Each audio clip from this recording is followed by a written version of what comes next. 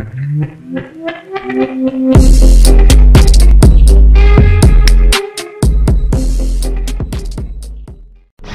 datang, selamat bergabung. Jangan lupa klik subscribe, like, dan share. Kali ini saya akan menceritakan tentang pembantaian Banyuwangi tahun 1998. Mungkin banyak orang yang tidak tahu tentang kejadian pembantaian ini. Ya, mayoritas rata-rata orang mengetahui Mei 1998, yaitu kejadian kerusuhan di Jakarta. Namun ada juga sejarah kelam yang terjadi di Banyuwangi, Jawa Timur. Pembantaian ini adalah pembantaian terhadap orang-orang yang mempunyai kekuatan supranatural yang diduga melakukan praktek ilmu hitam atau bisa disebut santet. Peristiwa ini terjadi kurun waktu Februari sampai dengan September 1998. Namun saat ini motif pembantaian tersebut belum diketahui jelas apa sebenarnya yang terjadi, dan ada yang mengait-ngaitkan peristiwa ini dengan politik di zaman Orde Baru. Bagi masyarakat di kala itu, santet adalah suatu hal yang lumrah di tengah masyarakat. Menurut mereka, santet ada juga yang merupakan santet putih, yaitu untuk dipergunakan menyembuhkan orang sakit. Seketika geger kabar negatif yang mengatakan seputar dukun yang menggunakan praktek-praktek keji ilmu hitam. Pembunuhan ini mulanya dianggap sebagai pembunuhan biasa, tapi tidak ada yang mengetahui disitulah awal titik mula rentetan pembunuhan berdarah. Jumlah orang yang diduga dukun santet langsung diserang oleh sekelompok orang, dan rumah-rumah mereka diberikan tanda X atau diberikan susunan batu. Dan untungnya bisa cepat diredam pada pemerintahan Orde Baru yang memiliki kontrol penuh terhadap keamanan mengendalikan situasi. Masyarakat diminta untuk tenang, tidak panik, dan untuk tidak bermudah-mudahan main hakim sendiri. Setelah peristiwa itu, Bupati Banyuwangi membuat radiogram pertama kalinya di tahun 1998 untuk mendata orang-orang yang memiliki ilmu supranatural dan mendata orang-orang tersebut untuk melakukan perlindungan terhadap orang-orang itu. Namun radiogram itu bocor. Awalnya radiogram itu bertujuan untuk mengamankan orang-orang yang memiliki ilmu supranatural, namun malah menjadi malapetaka yang kedua. Bocornya informasi ini menjadi awal mula orang-orang tidak dikenal memasuki wilayah Banyuwangi untuk membunuh.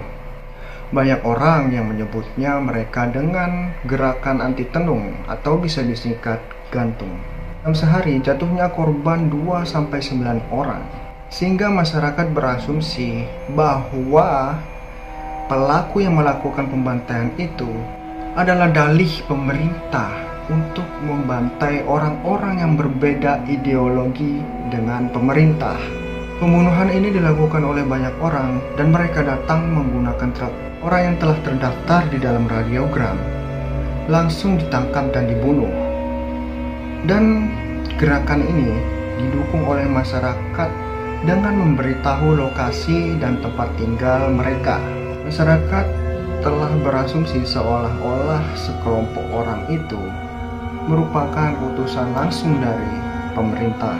Gerakan semakin masif karena kurangnya kontrol penuh terhadap peristiwa ini. Kekuasaan Orde Baru melemah karena terjadinya kerusuhan di bulan Mei pada tahun 1998 yang diikuti jatuhnya Presiden Soeharto pada zaman itu. Pemerintah mulai mendengar desas-desus itu dan membantah bahwa gerakan anti tenung ini bukanlah dari utusan pemerintah. Dan setelah itu masyarakat telah sadar dan langsung menjauhi gerakan itu. Pada masa pembantaian muncul pula sosok yang disebut ninja.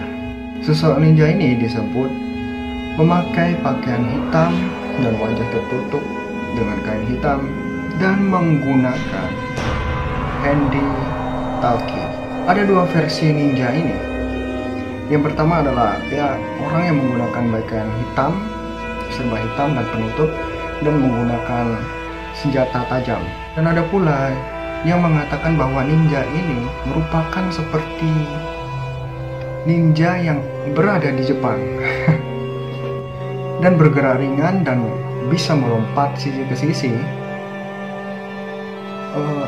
Mungkin bisa dibilang tidak bisa dilakukan seperti orang pada normalnya. Mereka sangat terlatih dan sistematis. Pada saat itu listrik tiba-tiba mati, dan ketika menyala sudah terdapat manusia yang telah menjadi korban ninja. Keadaan mayat saat itu ada yang sudah terpotong-potong, patah tulang, atau kepala yang pecah. Ninja tidak mengenal waktu dan tempat. Siang hari pun terjatuhnya korban pembantaian. Ninja ternyata lebih kejam dalam membunuh sasarannya. Tak hanya orang-orang yang disebut dukun santet, namun ada juga ulama, guru ngaji, dan tokoh agama yang berada di Banyuwangi. Muncul ketakutan masyarakat Banyuwangi karena bebasnya gerakan ninja ini, dan polisi kewalahan mengatasi ninja. Akibatnya banyak orang yang mengungsi untuk mencari tempat aman, dan penjagaan swadaya dilakukan. Mereka melepas label-label yang tertempel di rumah-rumah, ya misalkan label obat, pengobatan, atau guru ngaji, semua dicopot untuk menghindari aksi ninja ini. Beberapa orang mengatakan bahwa ninja ini berbadan yang tegap dan berbahasa Indonesia. Melihat maraknya ini, munculnya desakan dari ulama Jawa Timur untuk mengusut gerakan ini. Mereka juga menuntut menindak tegas para pelaku aktor intelektual dan yang bertanggung jawab pada peristiwa berdarah di Banyuwangi. Tak lama setelah itu, pada masa pembantaian, muncul pula para gelandangan dan orang gila yang berada di penjuru kabupaten. Baik di desa maupun di kota, orang gila ini menunjukkan sesuatu hal yang janggal. Mereka bisa diberi pertanyaan secara teks ditulis, dan mereka bisa menjawabnya dengan benar. Tetapi ketika ditanya, mereka itu seolah-olah seperti orang gila.